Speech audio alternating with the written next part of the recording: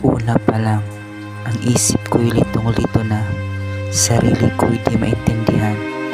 Ano nga ba ang nararamdaman? Pinilit kong ayusin kung ano ang nangyari sa atin. Malabo na nga akong malabo, kaya di ko na lang pipilitin. Pagod na ako, yan siguro ang tamang salita. Walang maikukumpara sa aking nadarama. Sa totoo lang, hindi ko ito inaasahan. Pinilit kong ilaban, pero ako'y napagod lamang. Hanggang doon na lang siguro ang pagkakaibigang binuo. Hindi ko alam kung ano ang mangyayari balang araw. Hindi ko makakalimutan ang pagkaibigan na ating binuo.